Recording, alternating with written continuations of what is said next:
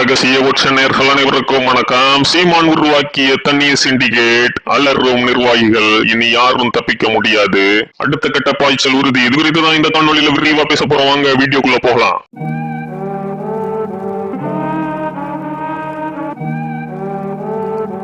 தமிழ்நாட்டு அரசியல் களத்திலேயே உண்மையாக தமிழ்நாட்டை ஆளக்கூடிய அளவுக்கு வலிமை படைத்த ஒரு கருத்தியலும் அந்த கருத்தியலை வழிநடத்தக்கூடிய தலைமையும் உள்ள கட்சி அப்படின்னா அது நாம் தமிழர் கட்சி தான். ஆனா அது என்னவோ வெறும் 8% மக்களுக்கு தான் கடந்த தேர்தலில் புரிஞ்சிருந்துச்சு. ஆனா அதுவும் திரைமுகத்தால் வெறும் 4% இந்த தேர்தலில் குறைஞ்சிடுச்சு. சோ இந்த 4% ஒரு பேஸ்மெண்டா வைத்து அடுத்த கட்டத்துக்கு நிச்சயமாக போகணும் அப்படிங்கறதுல சீமான் அவர்கள் உறுதியா இருக்கிறாரு. அதுலயும் அவருடைய சமீபத்திய பேச்சுகள்ல நம்ம 8 அடி பாஞ்சு 4 அடி பின்ன வந்திருக்கோம் அப்படின்னா அது 40 அடி தாண்டதான் அப்படிங்கறத ரொம்ப தெளிவாக தன்னுடைய கட்சியினருக்கு சொல்லி அவர்களை உற்சாகப்படுத்தி இருக்கிறாரு. அது மட்டும் இல்லாம பிசிக்கல் ஃபிட்னஸும் மென்டல் ஃபிட்னஸும் எந்த அளவு முக்கியத்துவம் வாய்ந்தது அப்படிங்கறத தன்னுடைய கேடர்ஸ்க்கு சொல்லி ஒரு மோட்டிவேஷனல் ஸ்பீச்சையும் சமீபத்தில் கொடுத்திருந்தார். சோ இப்படி அரசியல் களத்துல தன்னுடைய கேடர்ஸை வலிமையாக வைத்திருக்கக்கூடிய சீமானவர்கள் இன்னொரு புறம் பின்னணியில ஒரு முக்கியமான வேலையை செய்துட்டு இருந்திருக்கிறாரு கடந்த ஒரு மாத காலமாக. என்னடா இவரு பத்திரிகையாளர்களை சந்திக்கல, ஊடகங்கள் கிட்ட எந்த ஒரு பேச்சுவார்த்தையும் வச்சுக்கல, பெரிதா ஒன்னும் மாநாடுகள் ஆர்ப்பாட்டங்கள் கலந்துக்கலையே, இவர் என்னதான் பண்றாரு அப்படிங்கிறது பலருடைய கேள்வியா இருந்த சூழல்ல இப்போ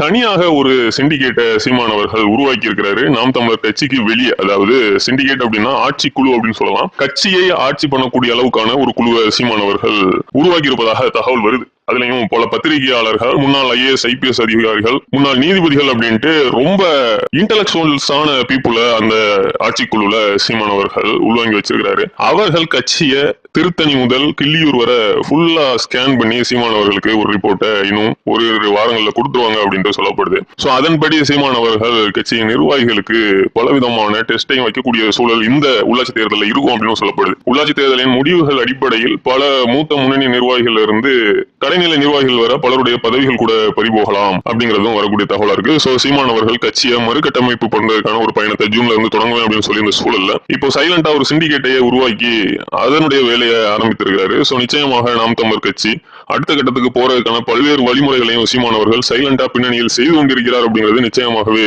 தமிழ் தேசியர்களுக்கு ஒரு மகிழ்ச்சிகரமான செய்தி தான். இனி வரக்கூடிய நாட்கள் அரசியல் களம் அப்படிங்கிறது கடுமையான போட்டி நிறைந்ததா இருக்கும் அப்படிங்கிறது இப்போதே தெரியுது. ஏன்னா அண்ணாமலை கட்சி ஆரம்பிச்சிட்டாரு, அடுத்து ராகவா லாரன்ஸ் வரேன் அப்படின்னு இருக்கிறாரு. இப்படி புது போட்டியாளர்கள் உள்ள வரக்கூடிய சூழல்ல தமிழ் தேசியத்திற்கென்று இருக்கக்கூடிய ஒரு கட்சியை எப்படியாவது ஆட்சியரணியில் அமர்த்துறதுக்கான அத்தனை முழு மூச்சு வேலைகளையும் சீமான் அவர்கள் பின்னணியில் செய்து கொண்டிருப்பது நிச்சயமாகவே பாராட்டக்கூடிய ஒரு விடயம் தான். நன்றி, வணக்கம்.